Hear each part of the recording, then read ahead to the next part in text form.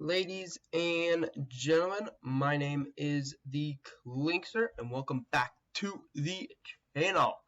Today we are going to be talking about the needs of the Detroit Red Wings and what they will need to acquire in the free agency this offspring. So if you're new to the channel, this is a bit off topic from what I normally talk about, but nonetheless we're going to be doing this video because it's my favorite team and I've actually been wanting to do this video for a little while. So currently the signing period for free agency will start on July 13th, which means we're about 40 or so days away from the start of free agency, and the Wings actually have a buttload of cap space. So I assume our GM is going to be conservative but also willing to hand out some big contracts if necessary. So, before we start, if you're new to the channel, please consider subscribing to the channel because that really does help out the channel. But with that being said, let's get started. So, the first thing that the Red Wings need to do this offseason is to give Larkin an extension because, well, time is kind of running out.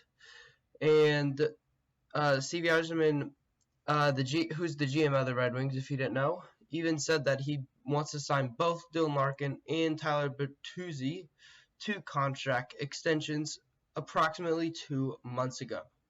Alright, so with that out of the way, so first thing we need to do is give Larkin an extension. I would put him at $6 or $7 million a year. But let's go to the free agency side of things. So we need pretty much three things. A true second-line center, B, some effective defense, and C, a capable backup goalie, since Grice is most likely gone after this season. So, let's start off with the potential backup goalies first. So, the first potential goalie is the goalie that almost took the Maple Leafs to the second round, Jack Campbell. So, Jack Campbell this season was 31, 9, and 6 in Toronto this past season, and he had a goals allowed average of 2.64 and a save percentage of 0.914, which is actually pretty good considering his cap hit of his last contract, which was only at $1.6 million, which means that Yzerman can splurge out $3 to $4 million contract for, I don't know, 2 or 3 years or so.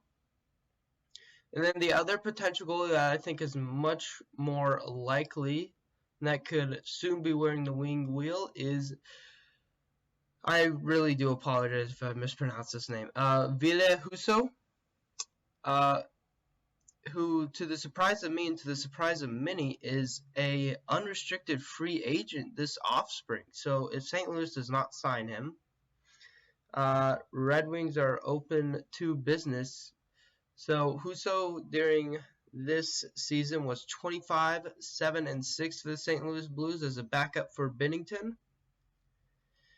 He had a goals allowed average of 2.56. That's pretty good, honestly, and a save percentage of 0.919.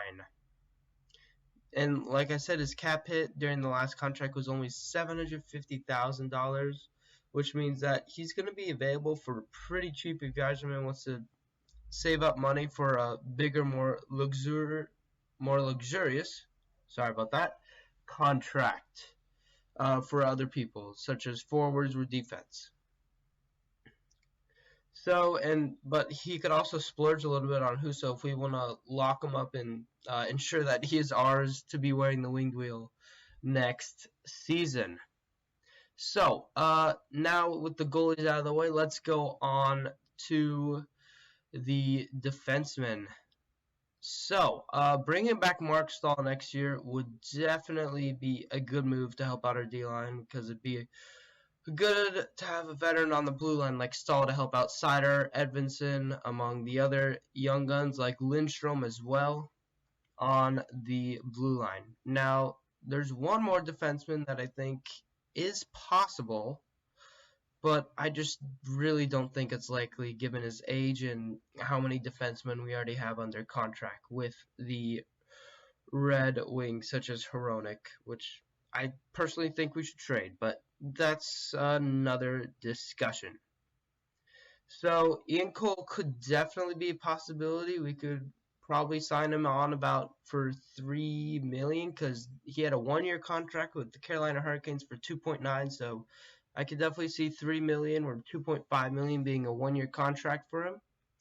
But honestly, I really don't see him coming to the team with our with how much D-men we already have on contracts for the Red Wings. So most likely our D pairings for the next year are probably going to look something like Wallman, Sider, Edvinsson, Hronek, Stahl, Lindstrom. You should see that on the screen.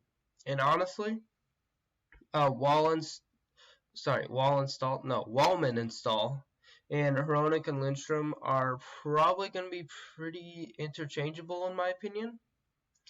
And with Johansson actually wanting to come over to North America next season, who's one of our Red Wings prospects in the SHL, I think he's more likely to be in the AHL to start off with Grand Rapids Griffins and then maybe be called up mid-season. So we'll just see how well they all play next season and together the 6D pairings that I laid out right there. But now, last but not least, on to the forwards where we are going to need a second line center and another 20 to 25 goal scorer. So for the forwards, there are two main candidates that I have picked out that I think are definitely doable for Stevie Y to pull off during the free agency time period. The first is Vincent Trocheck, as a lot of people have been saying he'd be a good fit on the team, and I can't help but agree. Trocheck is, so for those wanting to know his age, he's 28 years old, and in 71 games played for the Carolina Hurricanes this season, he recorded 21 goals, 30 assists for a total of 51 points.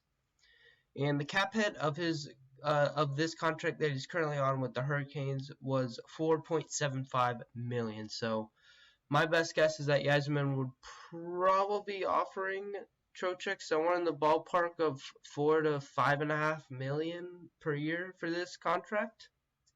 That would be my best guess.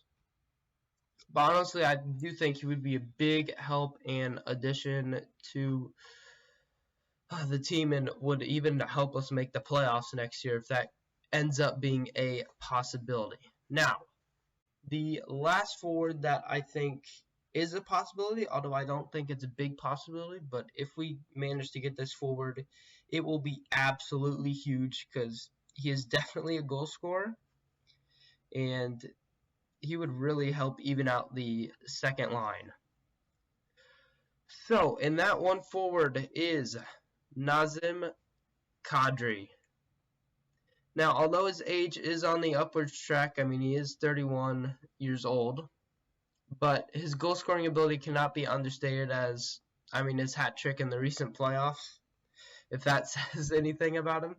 But this season, in 71 regular season games played, he racked up 28 goals and 59 assists on the Colorado Avalanche for 87 points in 71 games. So this is a guy who he was more than a point per game player, which is something the Red Wings, I would say, desperately need at this point if they want to have a playoff push. So if I was Yasmin, I would be gunning hard for the unrestricted free agent Nazem Kadri. I would definitely be gunning hard for him. But his cap hit on the previous contract was actually lower than Trocheck's at $4.5 million. So if Kadri does come to wear the wing wheel, I would expect it would be about the same amount that Trocheck would be given, so around $4 to $5.5 million, maybe even $6 million if Yasmin really guns for it. And then how many years would that be? That'd probably be around, I would put it at around 3 or 4 because he's already in his 30s. I would not go more than 4. I would probably be around 2 to 3. In my opinion. Now, for the forward set of lines, it took me about 30 minutes to come up with a set of forward lines that I actually feel comfortable with. because I had to take into account prospects that I think will make it to the Red Wings this upcoming year, such as Jonathan Bergeron. Sorry, I'm probably horribly mispronouncing that. And the other prospects, such as Johansson, Niederbach, and Soderblom, I think will be in the AHL this upcoming season. I actually think Niederbach will stay in the SHL this season, go to the AHL next year. I just changed my mind on that. But anyways, I also took into account the free agency players from last year not free agency players, the players on the Red Wings that need to be healthy scratches were AHL players this year, such as Ernie. So I think Ernie might actually end up being a healthy scratch for some games or even demoted to the AHL. But without further ado, feel free to criticize the heck on me on this. Here it is. So first line is Bertuzzi, Larkin, Raymond, same as last year, or at the beginning of last year anyways. And then the second line would be Vrana, hoping he stays healthy this offseason. And then Trocheck or Kadri. And then Sundqvist. Then third line would be Fabry, Suter, Berger, Jonathan Berger. And then fourth line would be Rasmussen, Veleno, Zadina. So honestly, feel free to criticize me on this. I put Zadina on the fourth line because of how low his production was last year, but I could definitely see him moving up if he actually scores goals this year. And then I initially put Bergeron on the second line ahead of Sundqvist, which is what I think it will be if he plays like a maniac and gets at least, if Bergeron gets 20 goals this season, he will be that second line right winger in my opinion. So if Bergeron plays well as a rookie, then you can expect for Sundqvist and Bergeron to be switched. And I really liked how Rasmussen played as a winger more than a center. Honestly, I know that's not a high opinion many people hold, but that is just my opinion on his play. But with that being said, this is what I think the Red Wings should end up doing during free agency, and I think this is what the lines most likely will be like if Yzerman makes these moves and acquires these players. And for the goalie tandem, if we get Jack Campbell, I think it will be split 50-50 with Ned and Campbell. But if we get Husso, I think Ned will be the starter and Husso will be backup. But if you have any suggestions, comments, or critiques, I would love to hear them in the comment section below, honestly, because this is my first time putting together what the Red Wings should do in free agency video. So please feel free to critique me at all. Honestly, I welcome it because critiques only help me get better, or at least the correct type of critiques do. But I would love to hear them all, and I'll see all you lovely folks next time. Don't forget to like the video if you enjoyed it, and subscribe to the channel if you all enjoyed this lovely, silly, little, goofy video, and I'll see you all next time. Bye-bye!